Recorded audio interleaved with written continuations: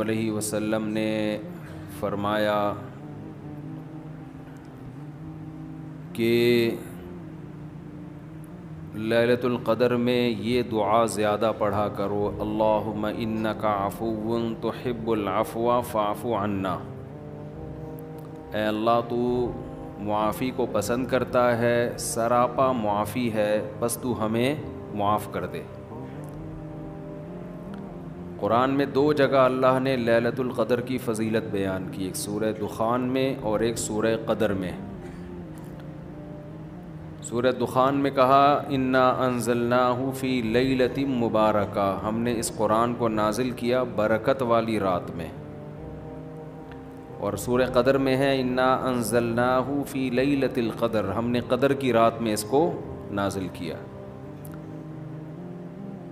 اور دونوں جگہ قرآن میں ہے تنزل الملائکۃ والروح فیہا من کل امر باذن ربہم من کل امر، کہ فرشتے اس رات میں اللہ کے حکم کو لے کر نازل ہوتے ہیں۔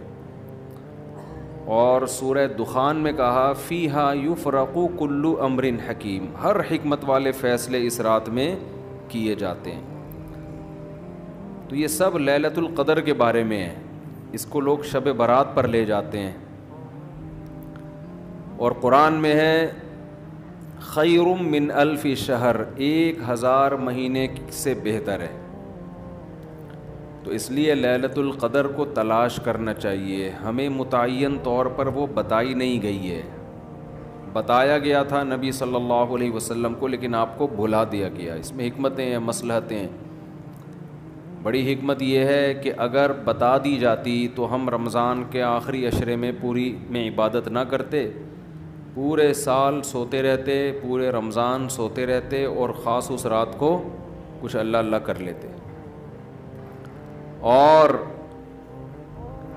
یہ بھی خطرہ تھا بتا دی جاتی تو اس میں گناہ کا عذاب بھی 1000 گنا، سینکڑوں گنا بڑھ جاتا، پھر حجت تمام ہو جاتی، پھر کوئی گناہگار یہ نہیں کہہ سکتا تھا کہ بھائی مجھے کیا پتا تھا آج لیلۃ القدر ہے، بڑا عذاب آ سکتا تھا اللہ کا، کوئی اس رات میں گناہ کرتا۔ تو اس لیے اللہ کی حکمت نے اس بات کا تقاضا کیا کہ اس رات کو چھپا دیا جائے۔ اب امکانات ہیں، پہلی بات تو رمضان میں ہوگی، اتنی بات تو تقریباً یقینی ہے۔ دوسری بات رمضان کے آخری عشرے میں ہوگی، یہ بھی تقریباً یقینی ہے۔ اب آخری عشرے میں پھر ہمیں یقینی نہیں بتایا کون سی رات، یہ بتا دیا گیا کہ طاق راتوں میں، ان راتوں میں امکان زیادہ ہے۔ اور بعض حضرات کے نزدیک 27ویں میں امکان اور بھی زیادہ ہے، بعض حضرات کا موقف ہے، لیکن یقینی بات نہیں ہے۔ تو طاق راتوں میں یعنی کوشش تو کریں رمضان کے آخری عشرے میں عبادت کریں، ورنہ کم سے کم آخری درجہ کیا ہے کہ رمضان کی طاق راتوں میں خود بھی نماز، تلاوت اور دعا میں دل لگائیں، اور اپنے گھر والوں کو بھی نمازوں اور تلاوت میں لگائیں، دعاؤں کو، بچوں کو بھی لگائیں، اٹھایا کریں رات کو جا کے کہ بیٹا اٹھو، تھوڑا اللہ اللہ کر لو، نماز پڑھ لو، کچھ اللہ سے دعائیں مانگ لو۔ دعا کو بہت فوکس کرنا چاہیے، آج کل دعاؤں کو چھوڑ دیا بالکل، حالانکہ سب سے بڑی عبادت ہی دعا ہے۔ دعا میں اللہ اور بندے کا جو کنیکشن ہوتا ہے نا، وہ نماز میں بھی نہیں بنتا، وہ تلاوت میں بھی نہیں بنتا، وہ جو تعلق بنتا ہے نا اللہ اور بندے کا دعا میں، وہ کسی عبادت میں نہیں بنتا۔ تلاوت کا مطلب تو یہ کہ اللہ آپ سے کیا کہہ رہا ہے وہ سن لیں آپ، اس میں تو یہ فائدہ ہوتا ہے۔ لیکن دعا میں تو آپ اللہ سے تعلق بڑھاتے ہیں نا، آپ اللہ سے مانگتے ہیں۔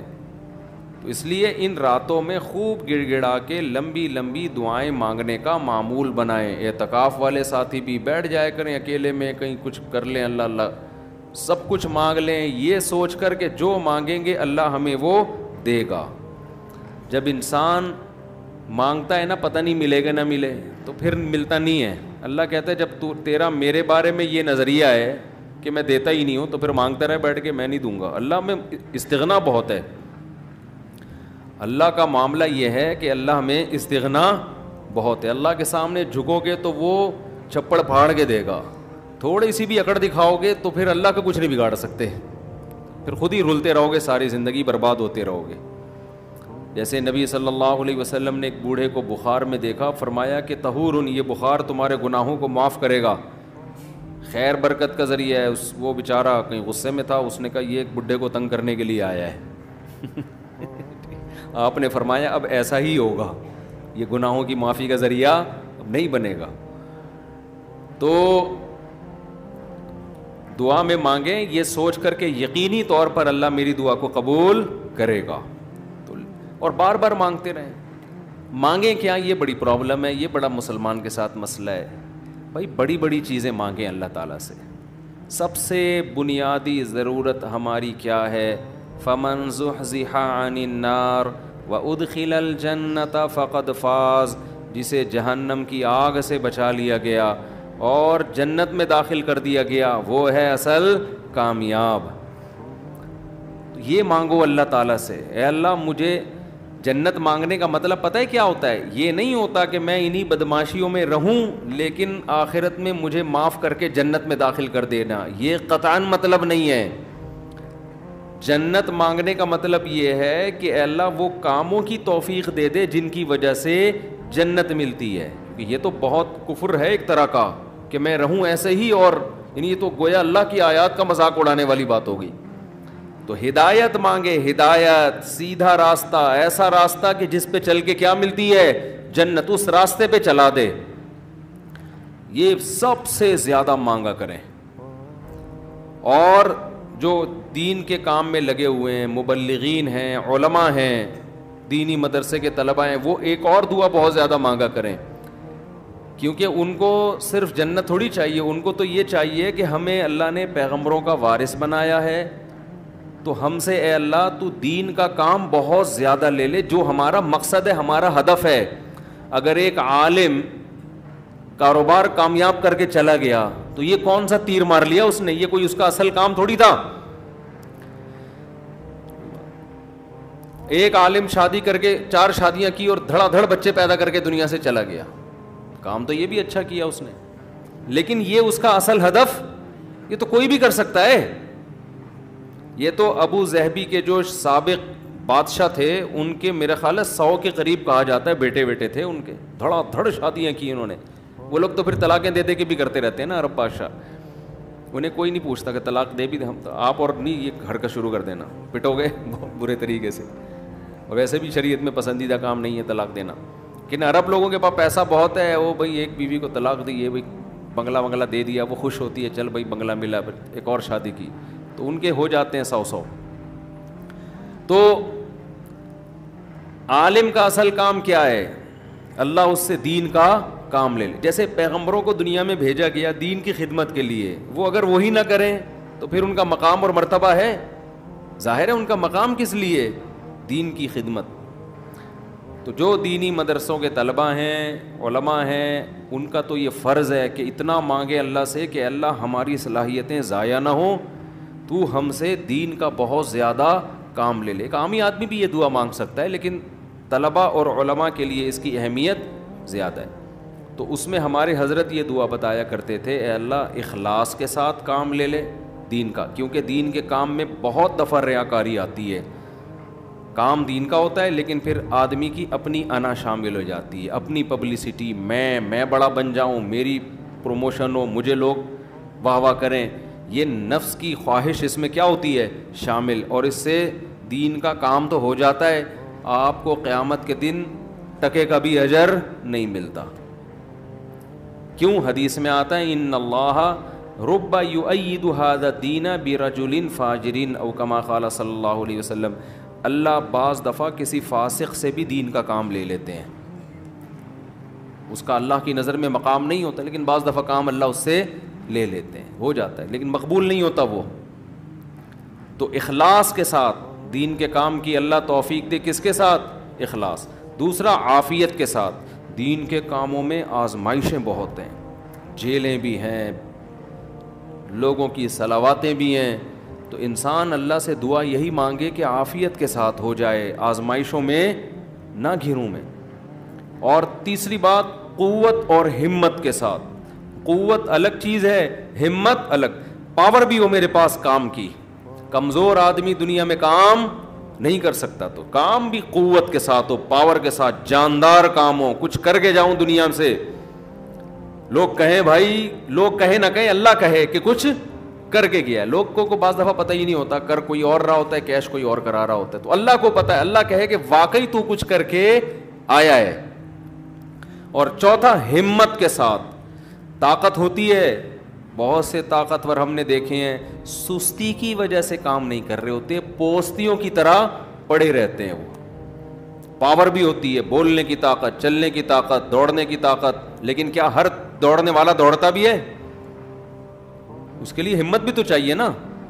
کمزور میں ہمت ہوتی ہے، طاقت نہیں ہوتی. طاقتور میں، یعنی اگر کمزور میں ہمت ہو، طاقت نہ ہو، وہ بھی کسی کام کا نہیں. آپ میں طاقت ہے مگر ہمت نہیں ہے، آپ بھی کسی کام کے نہیں ہیں. تو ہمت کے ساتھ، تو یہ 4 الفاظ کے ساتھ دعا مانگا کریں. اے اللہ دین کی خوب خوب خدمت لے لے، اخلاص کے ساتھ، عافیت کے ساتھ، قوت اور ہمت کے ساتھ. اتنی خدمت کہ میں دین کے کاموں میں کسی سے پیچھے نہ رہوں، کیونکہ مقابلہ کمپٹیشن ہے. پہلے میں کبھی یہ دعا مانگتا تھا، بلکہ میں کیا، ہمارے ایک دوست تھے، وہ انہوں نے ہمارے شیخ کو خط لکھا کہ وہ میں یہ دعا مانگتا ہوں، اے اللہ میں دینی کاموں میں سب سے آگے نکل جاؤں، سب کو پیچھے چھوڑ دوں میں. حضرت نے فرمایا یہ سب کو پیچھے چھوڑنے والی دعا ٹھیک نہیں ہے. وہ کہیں گے ہمیں کیوں دعا میں ہرا رہا ہے، تو اپنے لیے مانگنا. یہ ایسا ہی ہے جیسے آپ کہہ رہے ہو اللہ مجھے اتنا پیسہ دے کہ وسیم سے زیادہ دے دے مجھے، وسیم مجھ سے پیچھے رہ جائے. تو وسیم کہے گا تو اللہ سے جتنا پیسہ مانگ، مجھے کیوں پیچھے کر رہا ہے اپنے، میں نے تیرا کیا بگاڑا ہے بھائی. تو حضرت نے دعا کے الفاظ چینج کروائے، ان سے کہا یوں نہ مانگا کرو کہ میں سب کو پیچھے چھوڑ دوں، بلکہ یوں دعا مانگو میں کسی سے پیچھے نہ رہوں، مجھے اپنے آگے نکلنے کی فکر ہے، دوسروں کو پیچھے چھوڑنے کی نہیں ہے. تھوڑی سی ورڈنگ صحیح کر لو اپنی.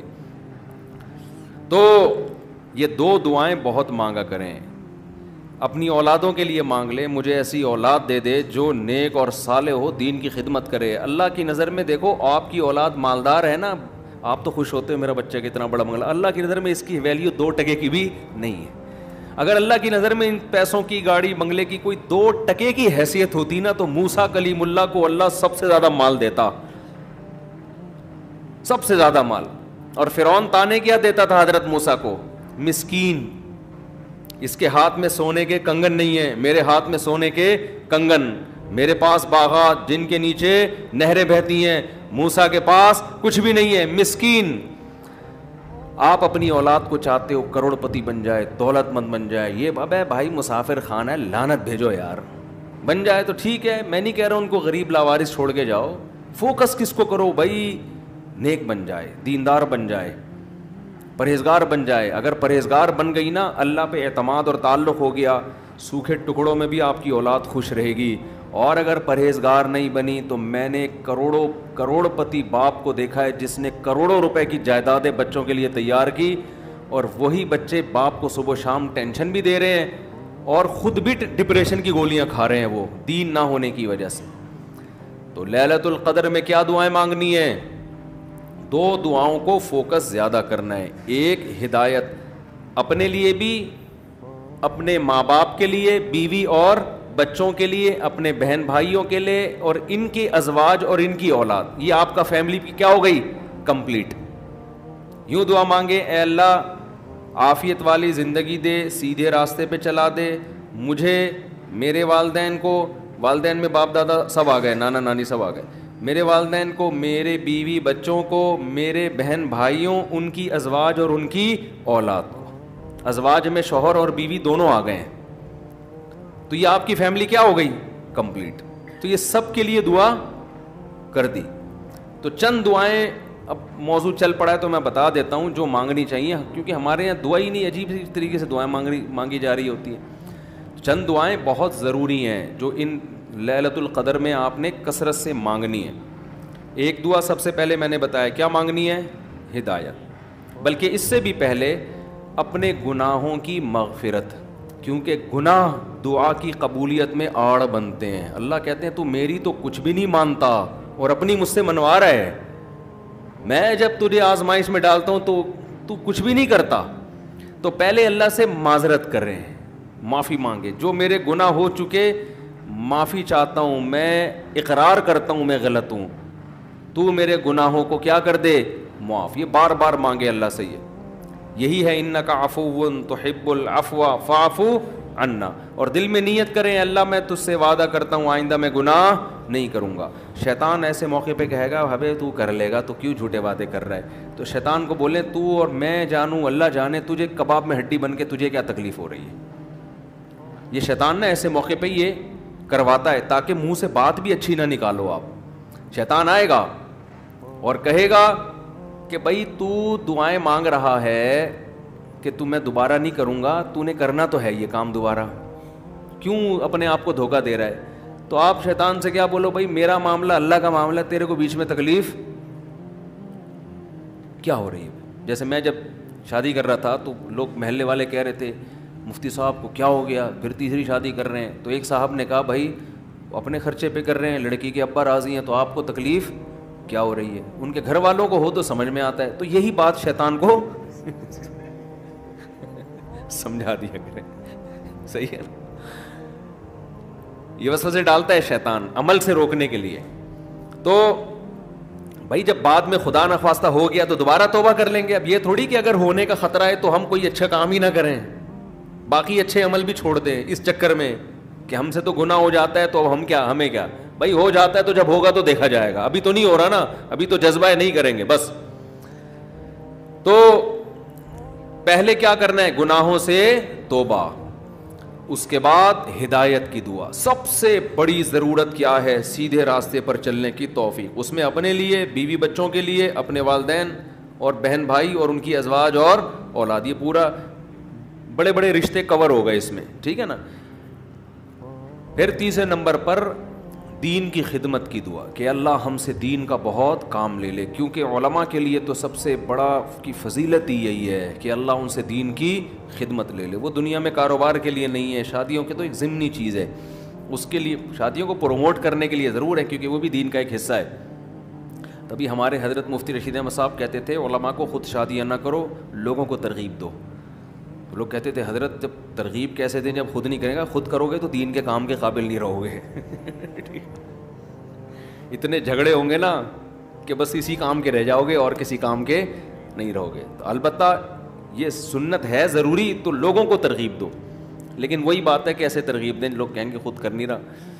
تو دوسری دعا کیا کرنی ہے, اے اللہ دین کا کام مجھ سے بہت زیادہ لے لے. تاجر ہے وہ بھی دعا کر سکتے ہیں دین کا کام لے لے, اللہ اس کے مال سے مدارس بنوا دے, مسجدیں بنوا دے, یتیم خانے کھلوا دے, تو کتنی بڑی بات ہے.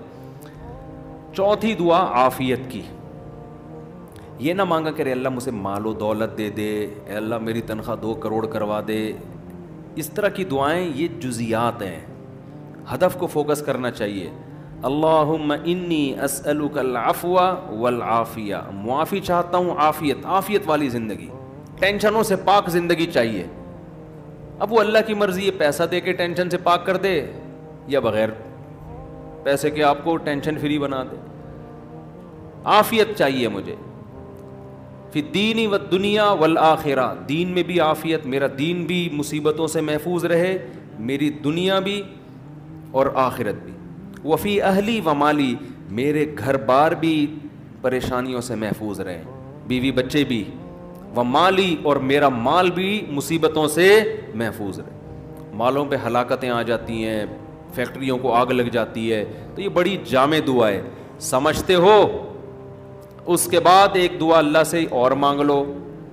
شادی شدہ آدمی کے لیے گھر ایک بڑی ٹینشن ہوتا ہے نا, وہ کہہ سکتا ہے کہ میں اللہ سے مصیبت سے پناہ مانگ رہا ہوں, تو مصیبتیں تو میں نے گھر میں خود پالی ہوئی ہیں. شادی شدہ لوگ, بعض لوگوں کی یہ رائے ہوتی ہے, تو یوں دعا مانگو, ربنا ہب لنا من ازواجنا وذریاتنا قرۃ اعین, اے اللہ ہمیں ہماری ازواج یعنی بیویوں اور اولاد کی طرف سے آنکھوں کی ٹھنڈک. یہ دعا عورت بھی مانگ سکتی ہے کیونکہ زوج کا لفظ بیوی پر بھی اور شوہر پر بھی. آنکھوں کی ٹھنڈک دے, ان کو ہماری آنکھوں کی ٹھنڈک بنا دے, جب ہم گھر آئیں تو خوشی ہو, میری وائف بیٹھی ہوئی ہے ماشاءاللہ, میرے بچے بیٹھے ہوئے, خوشی ہو. یہ نہ ہو کہ جب گھر آئے تو پتہ چلا بیگم میکے گئی ہوئی ہے تو خوشی سے پاگل ہو جائے آدمی, جیسے کہ آج کل ہو رہا ہے. وہ موقع ہی نہیں ملتا دیکھنے کا. وہ ایک آدمی کا دکھایا, اس کی بیوی میکے جا رہی ہے تو وہ بڑا پریشان نہ کہ یار جا رہی ہے, افسوس ہوا, اور ادھر منہ کر کے خوشی سے ناچ رہا ہے. ٹھیک ہے نا. تو یہ کنڈیشن نہ ہو. اے اللہ ہمارے گھر والوں کو اور اولاد کو ہمارے لیے آنکھوں کی ٹھنڈک. آنکھوں کی ٹھنڈک کا یہاں مطلب یہ ہے کہ ان کو نیک بنا دے. ان کو کیا بنا دے؟ نیک, شریف, شرفا. نماز روزے میں لگے ہوئے ہوں, گھر جاؤ تلاوت کا ماحول ہو, دعاؤں میں لگے ہوئے ہوں, تلاوت کر رہے ہوں. تو جس کی فطرت صحیح ہو اسے یہ عمل دیکھ کر اس کی آنکھیں کیا ہو جاتی ہیں؟ ٹھنڈی. اور اگر آپ گھر میں گئے, بیگم صاحبہ ڈرامہ دیکھ رہی ہیں, سین چل رہا ہے بڑا ٹائٹ قسم کا نا, اور بچے بھی پب جی پہ لگے ہوئے ہیں, فلمیں دیکھ رہے ہیں, میوزک سن رہے ہیں, خدا کی قسم اس سے آپ کی آنکھیں ٹھنڈی نہیں ہوں. میں لوگوں سے کہتا ہوں اپنی بچی کو اسکارف پہناؤ, پراپر ڈریس پہناؤ, پھر دیکھو کتنی پیاری لگے گی آپ کو. اور آپ اس اسکارف جو ہے نا اور اسکرٹ پہنا دو, سلیو لیس کپڑے پہنا دو, آپ کو وہ آنکھوں کی ٹھنڈک نہیں لگے گی. گھر کا ماحول دینی ہو, طہارت کا, نماز کا, تلاوت کا, معمولات کا. تبلیغ والے کروا دیتے ہیں, اپنی عورتوں کو تبلیغ میں وقت لگواؤ گے تو گھر میں یہ معمولات شروع ہو جائیں گے. تبلیغ میں بڑی جان ہے. بڑے بڑے لوگوں کو میں نے دیکھا ہے, بیگم کنٹرول میں تھی, تبلیغ میں لے گئے, صحیح ہو گئی, وہ گھر کا ماحول بن گیا. اور گھر کا ماحول عورت سے بنتا ہے, آدمی سے نہیں بنتا. تو آنکھوں کی ٹھنڈک بنا دے. وَجْعَلْنَا لِلْمُتَّقِينَ اماما, یہ اسی کی تفسیر ہے. اور ہمیں پرہیزگاروں کا امام بنا. یہ مطلب نہیں کہ اگلے الیکشن میں ہم جیت جائیں. پرہیزگاروں کا امام کا مطلب امام تو ہم ہیں ہی, ہمارے ماتحتوں کو پرہیزگار کر دے, اچھے لوگوں کے سربراہ ہوں ہم. تو بیوی بچے آپ کے ماتحت ہوتے ہیں نا, تو ہمیں ان کو کیا بنا دے, تو پرہیزگار بنا دے. تو یہ دعا بھی بہت امپورٹنٹ ہے. اللہ نے نیک لوگوں کی صفات میں یہ دعا بھی بیان کی ہے کہ وہ ہم سے یوں دعا مانگتے ہیں. اور دو دعائیں اور جلدی سے بتا دوں, یہ ٹاپک نہیں تھا, لمبا ہوتا جا رہا ہے مسلسل, اس پہ میں مستقل انشاءاللہ بیان کروں گا. دو دعائیں اور لیلۃ القدر میں, اور ویسے بھی معمول بنائیں. ایک دعا یہ کہ جہنم کی آگ سے خلاصی, بار بار قرآن یہ بیان کرتا ہے, جنت کی طلب اور جہنم کی آگ سے خلاصی.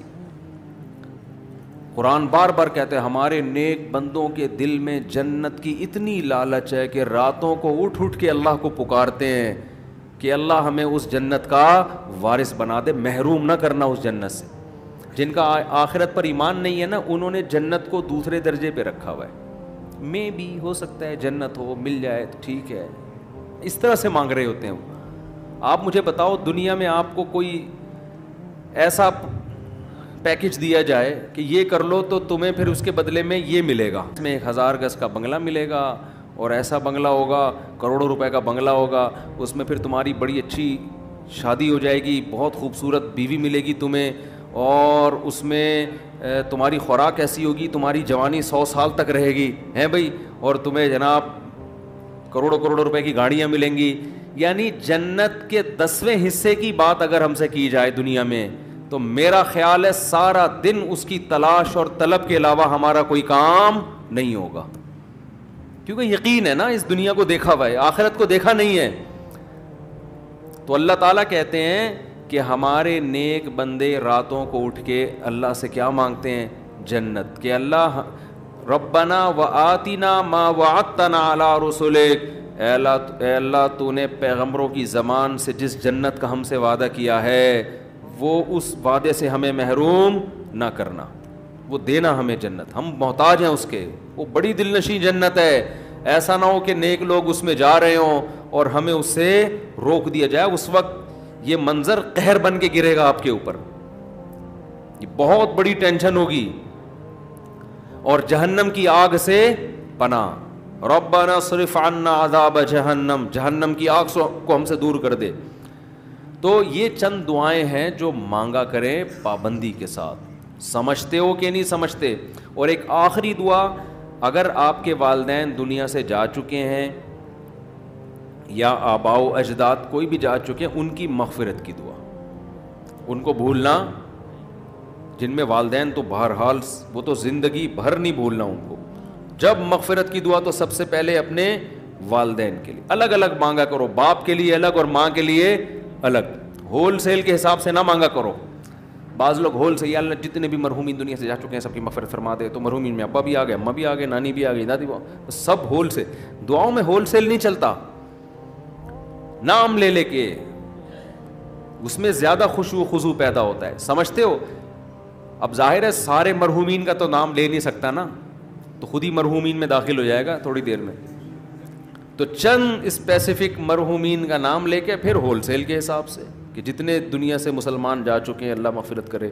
تو یہ کام ضرور کرنا چاہیے لیلۃ القدر میں. اور لیلۃ القدر میں مخصوص عبادت ثابت نہیں ہے. یہ جو چل رہا ہوتا ہے نا کہ پہلی رکعت میں یہ سورت پڑھیں, پھر یہ سورت پڑھیں, پھر یہ سورت پڑھیں, یہ سب چیزیں غیر ثابت ہیں, بدعت ہیں, ان سے اجتناب کریں. تمام دوائیں بچوں کی پہنچ سے دور رکھیں, تمام بدعتیں اپنی اور بچوں کی پہنچ سے دور رکھیں. تو لیلۃ القدر میں آپ سمپل نماز پڑھیں, زیادہ سے زیادہ دعا مانگیں, اور تسبیحات ہیں, تلاوت ہے, یہ کام کریں. سمجھتے ہو. دوسرا, جتھے نہ لگائیں لیلۃ القدر میں. اس کو بھی لوگوں نے ایک شو بنا لیا ہے. جتھے دوست احباب مسجدوں میں ٹوپیاں پہن کے جا رہے ہیں اور پھر بیٹھے ہوئے ہیں, گپے لگ رہی ہیں, ہاں ہلا گلا چل رہا ہے, پھر چلو جی جماعت سے نماز ہو رہی ہے. ٹھیک ہے, جماعت سے نماز بھی پڑھ سکتے ہیں, لیکن تراویح میں تو بڑی جماعتیں جائز ہیں, تو ثابت ہے خلفائے راشدین سے. تہجد میں بڑی جماعت ثابت نہیں ہے, لہذا یہ بھی بدعت ہے. تراویح تو ثابت ہے نا, اس میں تو جتنے پوری مسجد بھر جائے, لیکن تہجد میں اس طرح تداعی کہ اتنے لوگوں کو اکٹھا کرنا کہ قاری صاحب تہجد پڑھا رہے ہیں سب لوگ آ جاؤ, یہ نبی سے ثابت نہیں ہے. جب ثابت نہیں ہے تو جائز بھی نہیں ہے. تو اس لیے تہجد میں اگر کسی نے جماعت پڑھنی ہے, 2-3 سے زیادہ افراد کو اکٹھا بولو نہ کریں, تاکہ زیادہ تعداد نہ ہو جائے لوگوں کی. لیکن بہتر یہی ہے کہ اپنے طور پہ پڑھیں تہجد. تراویح ہو گئی جماعت کے ساتھ, باقی نوافل کیسے پڑھیں؟ انفرادی میں الگ اللہ سے تعلق بنتا ہے, جماعت میں الگ تعلق بنتا ہے, تو اس میں انفرادی کو فوکس کریں. تو کوئی مخصوص صورتیں پڑھنا, پہلی رکعت میں یہ, دوسری میں یہ بھی بدعت ہے. صلاۃ التسبیح کی جماعت بھی جائز نہیں ہے. سمجھتے ہو. صلاۃ التسبیح انفرادی طور پر تھوڑا سا اختلافی مسئلہ ہے. جمہور علماء کے نزدیک سنت ہے. بعض کچھ علماء ایسے بھی گزرے ہیں جو صلاۃ التسبیح کو نہیں سنت مانتے. وجہ اس کی یہ ہے کہ وہ کہتے ہیں اس بارے میں کوئی بھی صحیح حدیث موجود نہیں ہے. لیکن چونکہ روایات کی کثرت ہے, اور کثرت سے جب روایات ہوتی ہیں تو درجہ حسن تک حدیث پہنچ جاتی ہے. اس بیس پر بہت سے علماء کی رائے یہی ہے کہ پڑھ لینی چاہیے. تو جو اختلافی مسئلہ ہو اس میں اگر کوئی بھی رائے رکھتا ہے تو اس میں شدت جائز نہیں ہے. سمجھتے ہو کہ نہیں سمجھتے؟ تو اچھا, میرا موقف چونکہ یہ والا ہے جو ابن تیمیہ رحمہ اللہ کا موقف تھا, تو میں کیا, میری اوقات کیا, بعض بڑے علماء کا بھی وہی موقف ہے, تو اس لیے تو میں بھی اسی موقف کو مانتا ہوں. لیکن کوئی فتویٰ میں یہی دیتا ہوں جو جمہور کا ہے کہ بھائی ٹھیک ہے, جو مفتہ بھی قول تو یہی ہے کہ پڑھ لینا چاہیے. عبداللہ بن مبارک, علامہ ناصر الدین البانی رحمہ اللہ نے اس مسئلے میں عبداللہ بن مبارک کی تقلید کی ہے. ان کی نظر میں بھی اس بارے میں کوئی حدیث صحیح نہیں ہے, لیکن چونکہ عبداللہ بن مبارک سے اس کی سنیت منقول ہے تو انہوں نے اس مسئلے میں تقلید کی ہے. کس کی؟ عبداللہ ابن مبارک کی, کہ اتنے بڑے آدمی پڑھتے تھے تو ٹھیک ہے. تو خیر کہاں سے لمبی بات چلی گئی. تو لیلۃ القدر میں دعائیں مانگنی ہیں اور گناہوں سے معافی. تو گناہوں سے معافی میں گناہ دماغ میں ہوں گے تو معافی مانگے گا نا, تو پہلے اپنے گناہوں کے بارے میں سوچنا بھی ہے کہ میرے اندر خرابیاں ہیں کیا. تو دیر آر 2 types آف خرابیز. خرابیوں کی کتنی قسمیں ہیں؟ 2. ایک اللہ سے معاملہ ٹھیک نہیں ہے, ایک اللہ کے بندوں سے. تو اللہ سے جو معاملہ ٹھیک نہیں ہے, فرض نماز آپ کے ذمے, روزے آپ قضا کر رہے ہیں, بد نظری کر رہے ہیں, سود کھا رہے ہیں, زنا کر رہے ہیں, انٹرنیٹ پر فحش فلمیں دیکھ رہے ہیں, داڑھی کاٹ رہے ہیں اور ازار ٹخنوں سے نیچے رکھتے ہیں, اور زکوٰۃ نہیں دیتے. یہ سب کس کے حقوق ہیں؟ اللہ کے. حج نہیں کیا, فرض ہوا ہوا ہے آپ کے اوپر. اور مخلوق کے حقوق کیا ہیں؟ سب سے پہلے دیکھنا ہے وراثت تو پھوڑ پھاڑ کے نہیں بیٹھا ہوا میں کہیں, ابا کا انتقال ہو گیا ایسا تو نہیں میں کسی کا حصہ کھا رہا ہوں. بہن کے حقوق میں آتا ہے نا, وراثت پھوڑ پھاڑ کے بیٹھا ہوا ہے تو بھائی سب سے پہلے بہن کی وراثت اس کے حوالے. بڑا بھائی ہے تو چھوٹے بھائیوں کا حق تو نہیں کھا رہا. سمجھتے ہو؟ تو مخلوق میں سب سے پہلے مالی حقوق ہیں. پھر دیکھو قطع رحمی تو نہیں کی ہوئی, ایسا تو نہیں کوئی قریبی رشتہ دار ہو جس کو پورے پورے سال آپ پوچھنے کی توفیق ہی نہیں ملتی, تو قریبی رشتہ داروں کو منا لو, تھوڑا سا ہیلو ہائے کر لو, سلام دعا کر لو ان سے, کیا جا رہا ہے اس میں. تو یہ موٹے موٹے رشتہ داروں کے حقوق یہ سوچ کے اللہ سے توبہ کر لو اور وہ حقوق ادا کر لو. پھر لیلۃ القدر لیلۃ القدر بنے گی. جس طرح سے آج کل لیلۃ القدر منائی جا رہی ہے نا, حالانکہ وہ منانے کی چیز نہیں ہے, لیکن جس طرح سے منائی جا رہی ہے اس طرح تو بھائی ہزاروں لیلۃ القدر آ جائیں تو کیا فائدہ, تھوڑی بہت عبادت کا ثواب تو مل جائے گا, لیکن جو فضیلت ہے گناہوں سے توبہ کی توفیق, اور اللہ تعالیٰ فیصلے کرتے ہیں پورے سال, تو جب جو وراثت کھانے کا ارادہ کر کے بیٹھا ہوا ہو اس کے لیے کیا فیصلے ہوں گے پورے سال, خود سوچ لو آپ. تو یہ تھوڑا لیلۃ القدر